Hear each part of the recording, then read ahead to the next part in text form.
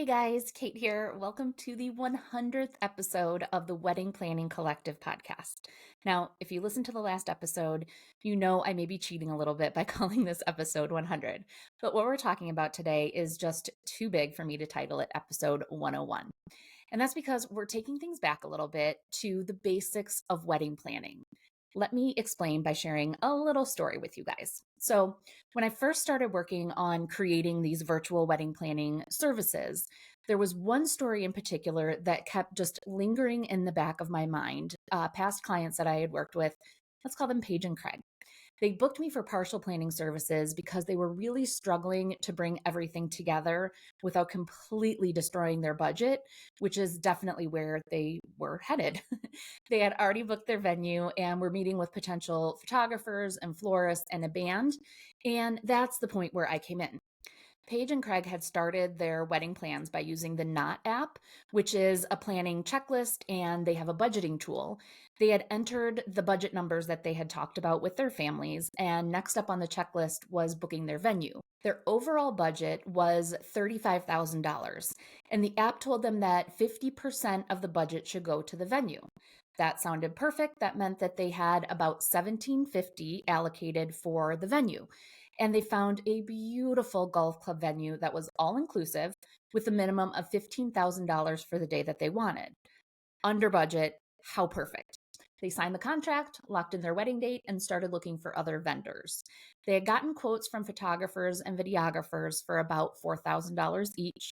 A band had quoted them $9,000, and a florist had quoted them about $8,000 for all of the floral. Paige had also already purchased her wedding gown, and the total was about $3,000 for that. Just these five components were adding up to $28,000 in addition to the 15 that they knew that they were going to be spending with their venue. And because of this, they were starting to stress out because they're already looking at $8,000 over budget, and there was still so much that they hadn't really even started to consider yet. This is when they decided that it would be a good time to bring in a planner to help them navigate the rest of the planning. The first meeting that I have with couples when we're brought in for partial or full service planning is always to go over their wedding priorities as well as their budget.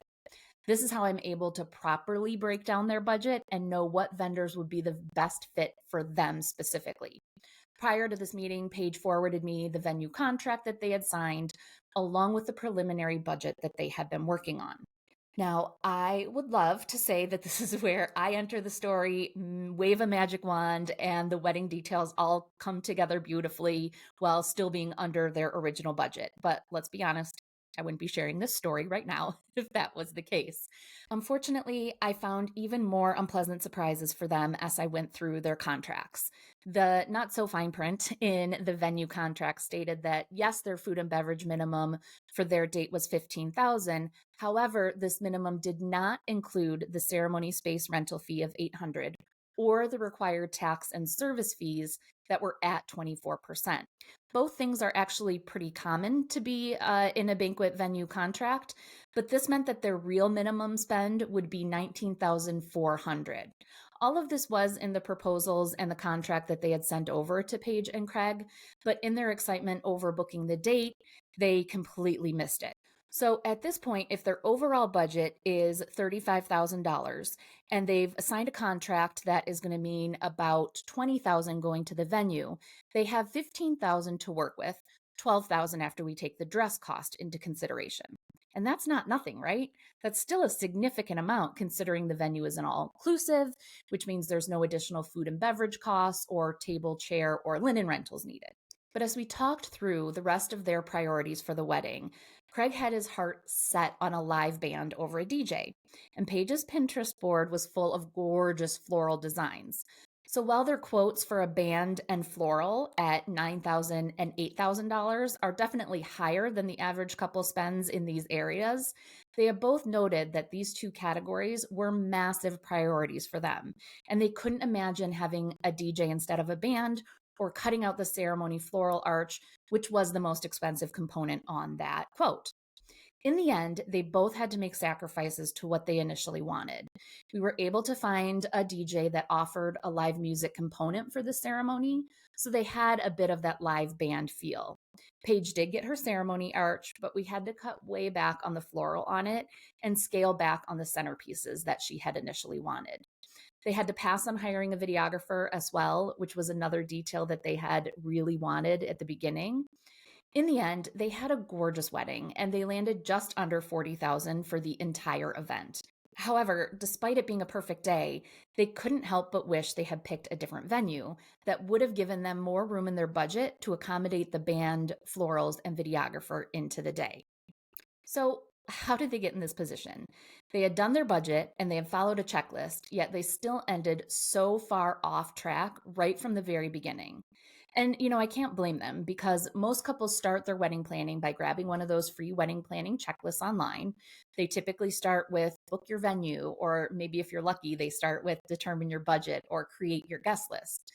These lists online are a great resource to have during the planning process, but every couple's planning timeline and priorities are so different. It's important to know that they are not one size fits all when it comes to wedding planning. For example, most of these budget breakdowns assume that couples will have a DJ, not a band, which is a huge cost difference. The average percentage a couple spends on flowers for their wedding is 5 to 8% of their budget, which meant Paige's budget should have been around $2,000.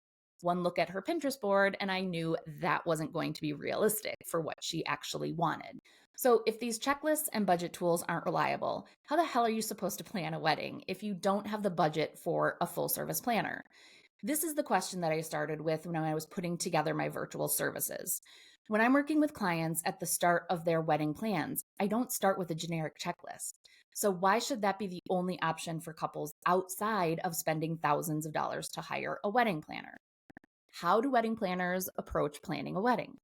I like to compare it to building a home because it helps to visualize something more physical. If you were to build a house from scratch, you may start with inspiration boards of what you want the kitchen or the bathroom to look like. But you're not buying the cabinets or the bathtub before you buy the property or land, right? Wouldn't you start building the structure before you lay the foundation? I mean, yes, you could do those things that way, but you'll likely end up with cabinets that don't fit or a wobbly structure that's not on a strong foundation. Planning a wedding is very similar to building a house in that certain things should be done in a certain order to make sure that it all comes together smoothly. Over the last few years, as I've been building out my virtual wedding planning services, I've noticed that so many couples are essentially purchasing their cabinets before they have bought the lot. Time and time again, I see couples making the same mistake of skipping the foundational steps of wedding planning, and they go right into building that structure or picking out the pretty finishes before the walls are up. Not only can this result in pretty big errors, but it can also lead to feeling so absolutely overwhelmed by the process that you just wish you had planned to elope instead of having the wedding of your dreams. So let's take a look at the typical wedding planning process.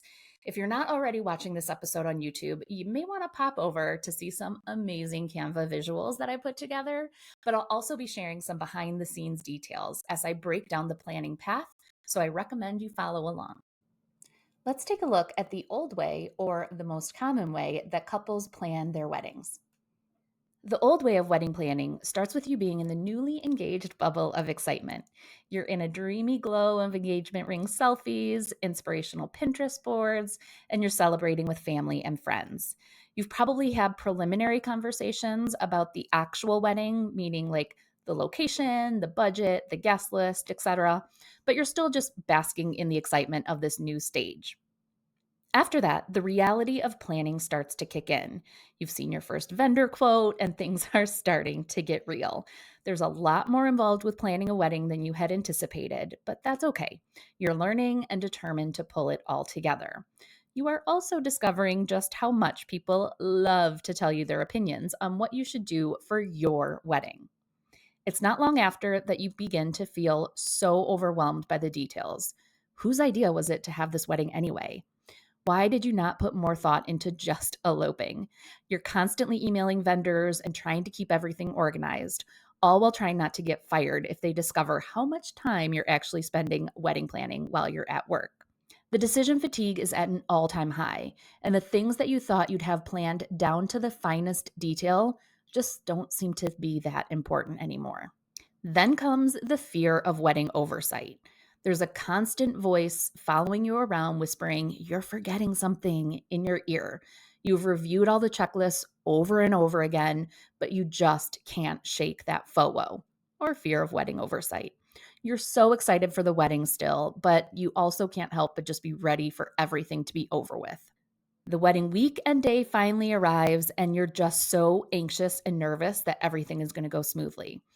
You spend the first half of the day so stressed about whether everything is coming together and being set up properly, and then the next thing you know, it's the last song and time to clean up.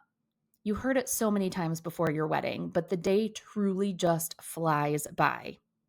And finally, after the wedding, you're so burnt out from everything that you never want to hear the word wedding again. You're glad you did it. It was a great day, but now you just need to focus on all the other things in your life that you've put on the back burner these last 6 months while you've been so focused on the wedding. I see so many couples going through this. I often refer to it as planning your wedding backwards. And it's actually what inspired me to put together what I'm calling the wedding planning path. Following this path will help you plan like a professional with purpose and intention.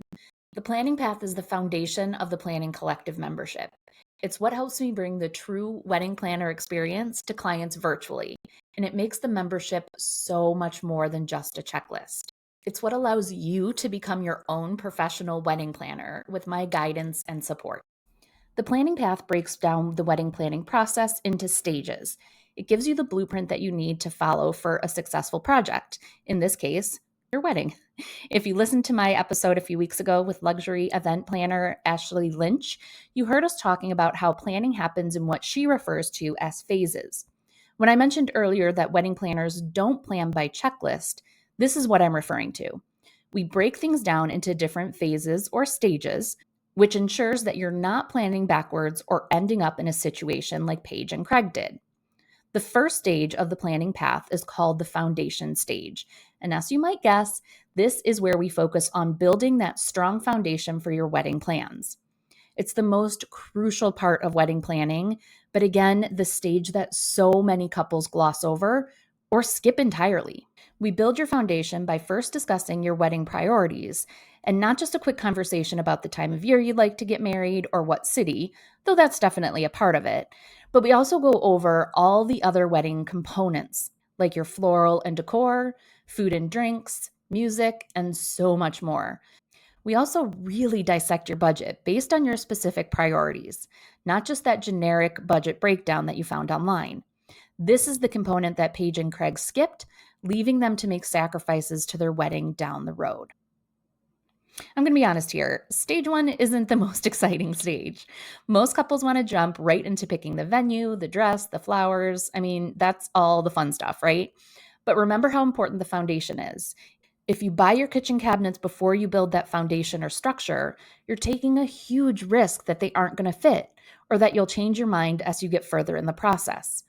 If you start booking your venue or other vendors before you have a solid idea of what you want for your wedding or your budget breakdown, you'll find yourself making sacrifices in what you want from your wedding or going over your budget to make it happen. In the Planning Collective membership, I'm going to show you what these other priorities are and exactly how you break them down with your budget in mind. In fact, we have monthly calls specifically for those in stage one, where I can answer your questions, review your budget, and make sure your foundation is as strong as possible before moving on to the next stage. Once you have that strong foundation set, stage two of the planning path is all about creating the structure of the wedding.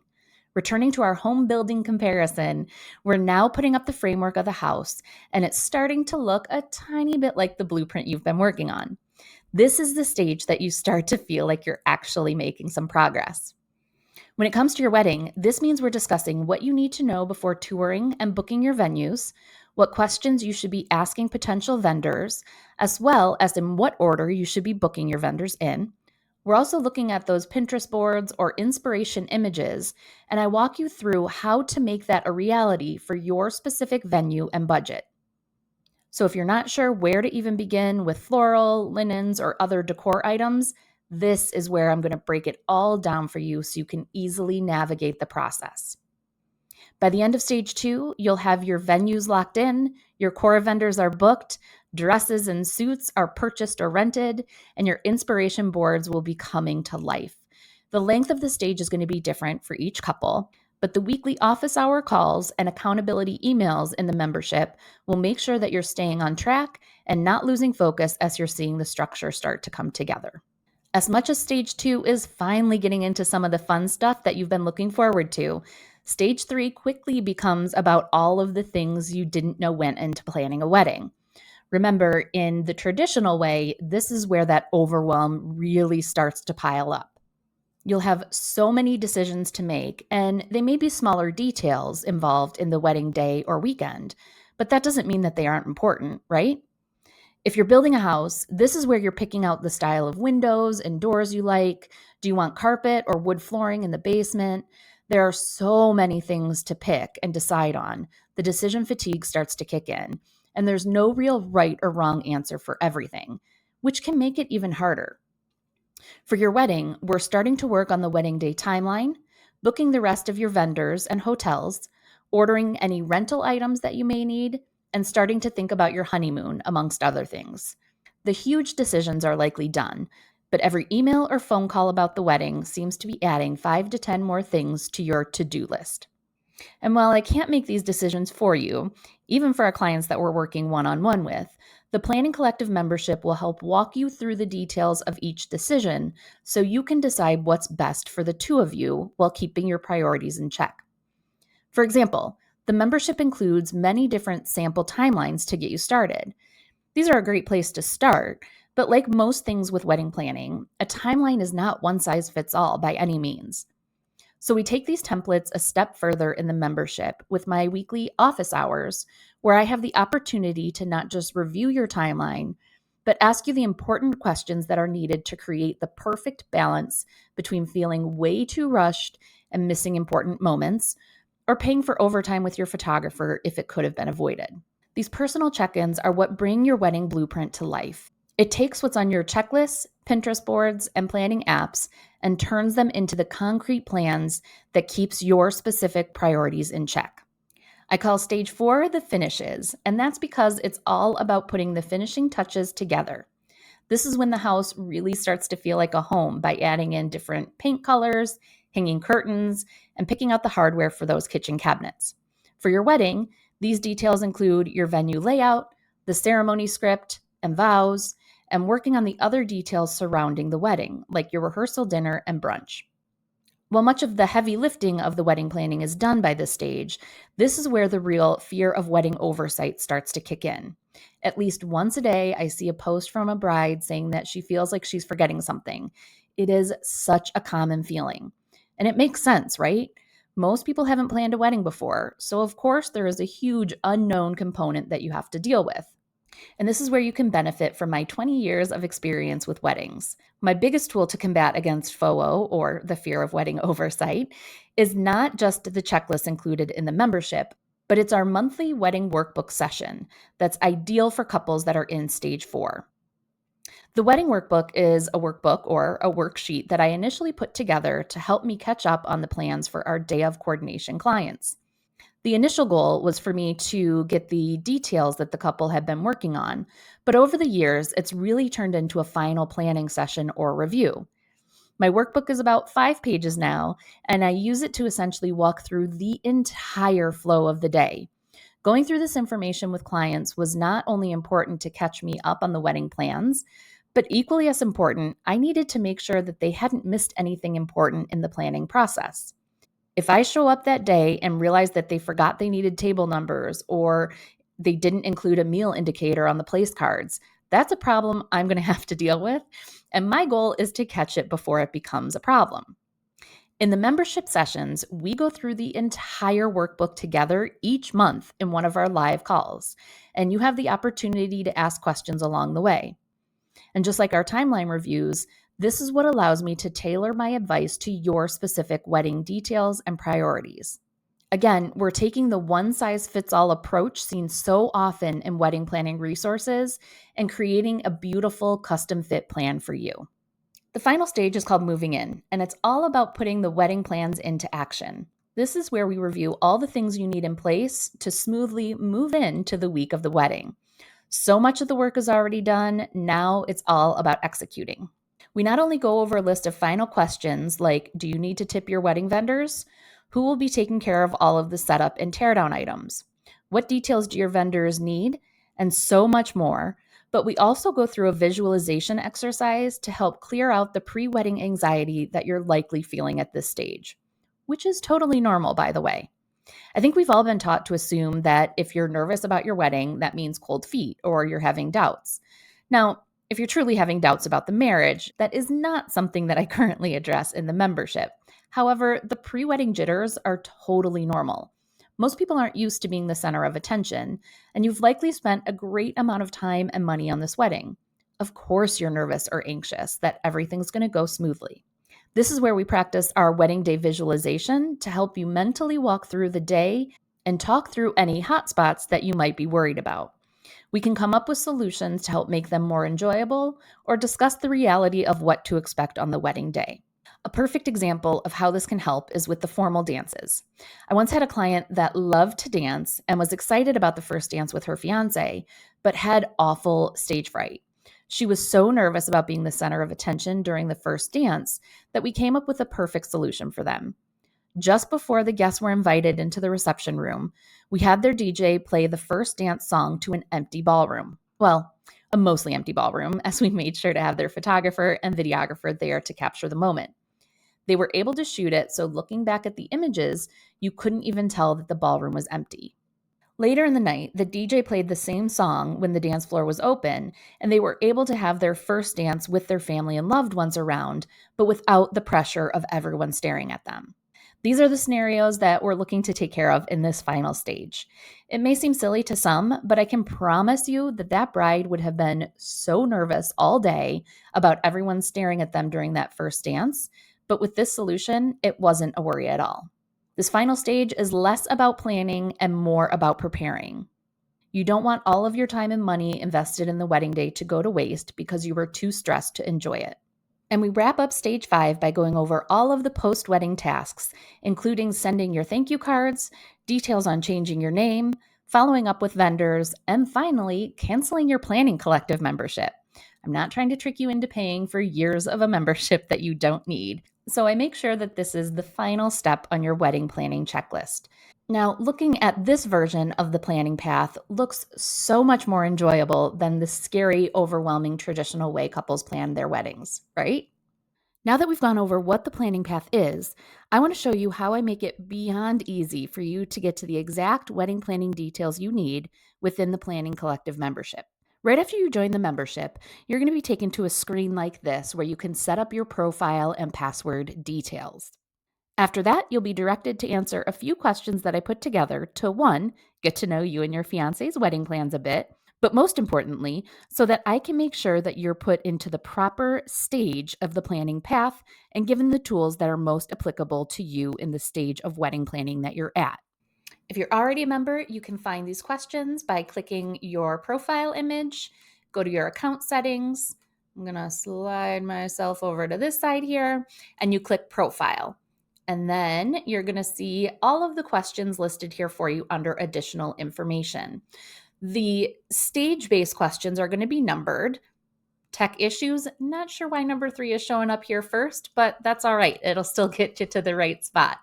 Anything with a number in front of it, as you'll see more down here, you're going to answer based to the best of your ability to where you're at in the planning process.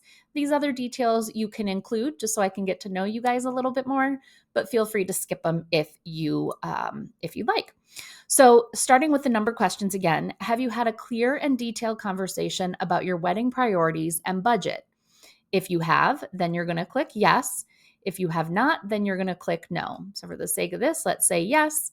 Have you created a detailed wedding budget breakdown? Yes. Now, again, we're talking about details, not just the quick conversation that you had based on like the app summary. Do you have your vendors booked? Yes or no? Have you booked your core vendors? Here's a list of some of the core vendors.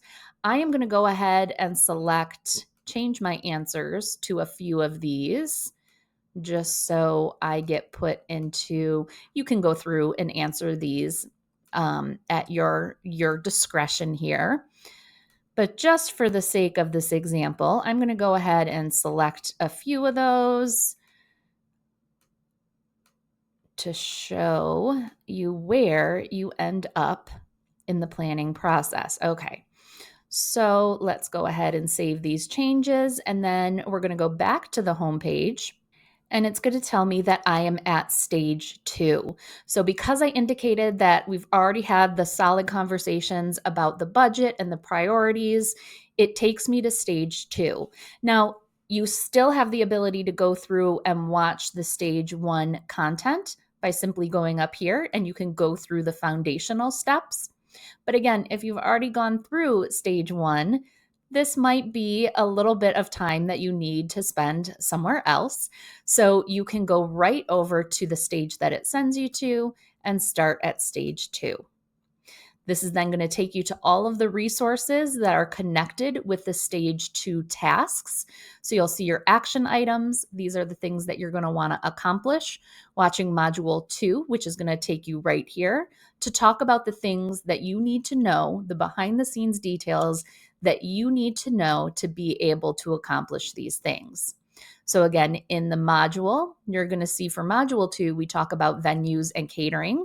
And in this lesson in venues and catering, this is where I'm really going to take you through a lot of those details, like those added taxes and service fees that you see from so many banquet venues.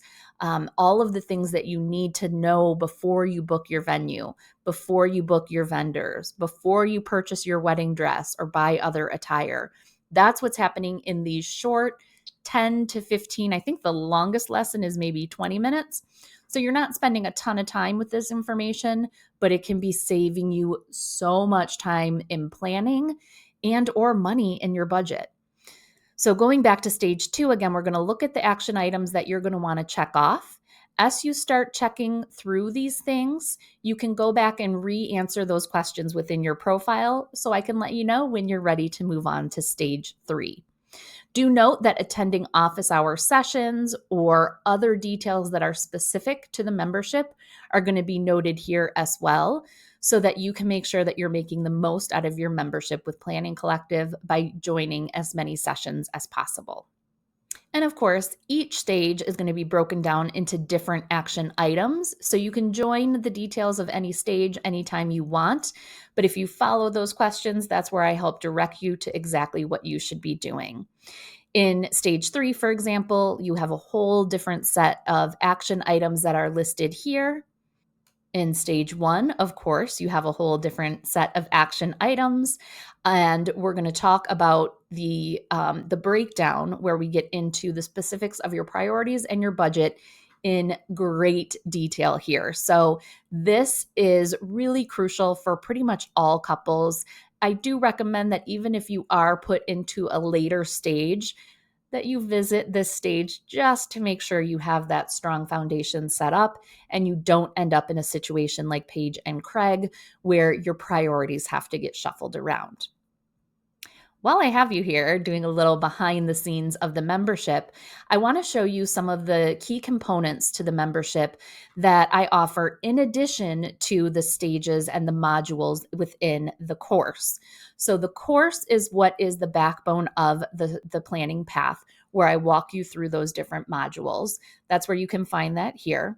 Live sessions, this is a link to take you right to all of the live sessions, the weekly office hours, the wedding workbook sessions that we have. I'm working on putting a calendar feature in here, but this takes you right to the Zoom session, so you have it right here. Past sessions, of course, if you can't make anything, all the recordings are offered here. But what I really want to show you are some of the workbooks and templates, bonus resources, and the guides that are also included in this membership. Okay, so within the membership, you have access to this drive that is just for members, and it has a bunch of templates that are available for you, and other guides and resources that are available as additional planning tools for you. Some of these you may already have if you've signed up for my email list for things every couple must do right after they're engaged. If you're working on a backyard wedding, or if you're planning at a unique venue, so maybe like a farmer's market or something where you're responsible for bringing in all of the rental items, this backyard wedding guide is going to be a lifesaver. The don't forget list, of course, which is a full comprehensive list of all of the things that you want to make sure you're not forgetting, and the most expensive wedding mistakes that I find most couples make. So these are all available for you as added bonuses. You also have the ultimate wedding planning checklist. Of course, we just talked about how wedding checklists are a good resource in combination with everything else that you're going to have access to in the membership. And then you have a workbook to follow along with your course. You also have pre-wedding worksheets here, and these are common documents. Of course, I walk you through all of this within the course, but these are common documents that your vendors may be asking you for prior to the wedding, including a BEO, which we get into in the course, your processional order, wedding photo lists, and your wedding song. So the different opportunities where you might want to be selecting a song. Those are all in your pre-wedding worksheets. And then there are sample timelines here for you to, again, get started. There's one with a first look. There's one with the first look and a church. There's one without a first look. There are multiple day timeline templates and a Jewish service template, as well as a few others that I will be adding to the mix here shortly. Finally, one of the pieces I'm most excited about is this template feature that I'm actually adding more and more to this template feature. But everyone has access to this. You make a copy of it, so you're not just changing the master copy that's noted here. But you have access to make your own copy, and let me show you how this works. You then have this planning document that you can use if you like. Of course, if you have a system, you're not required to use it, but it truly is comprehensive for your planning. So you enter your date and your names here, and that will carry over to all of the different pages. You have a full budget breakdown. You have checklist feature. You have your vendor. Oh, I don't know if I can get to that. You have your checklist feature, so you can add in your different tasks based on where you're at in the planning process. You can track all of your guests and whether they're attending, if they have any restrictions as far as keeping track of dietary restrictions in this document. You have all of that there. If you want to keep track of your seating chart, you can also do that here. Your vendors, you can have them all listed in this document. And for those that are at the beginning stages of the planning process, if you want to have like a tracker for comparing the different venues that you're looking at, or even comparing the different vendors that you're going to be chatting with, this is a great document to help keep that all organized here. So again, the budget is probably my favorite feature to help you keep organized, and it will track it throughout the entire planning process. The final piece of the membership I want to share here with you is so cool that I just need the visual to show you guys. And it is right here in what looks like this little messenger window. I call it Wedding Planning ChatGPT. And unlike ChatGPT, the one you're familiar with, if you go there, it's pulling from the entirety of the internet basically to come up with an answer for you. And while there are some amazing resources that are on the web for your wedding planning needs, there are some really not so great pieces of advice out there too. And it's pulling from all of that. This is only pulling from what is a part of the membership. So it is ideal for questions that maybe you remember watching something in one of the lessons about how to determine whether or not you should do a first look for your wedding. So let me type this in. Should we do a first look before the ceremony? And if you type that question in here, it's going to pull, again, not from like the entirety of the internet, but just the content that I have in the course. So, or the course or the membership, I should say. So it's going to pull things that are based on my actual recommendations, not everyone in the world.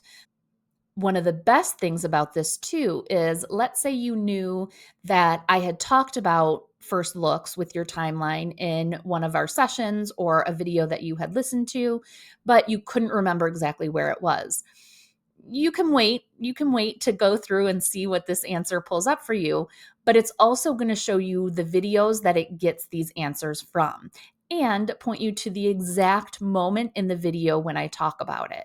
So let's say you're like, oh, it was part of lesson 3 when we talk about the day of timeline. You're going to click on that and it's taking you right into where I talk about it. I'm not going to make you listen to that, but it is truly an amazing way to save time. So again, it highlights the different options based on the content in the lesson or in the membership, but then you can also go right to the piece of content where it's pulling this information from to help make sure you are getting the right answer.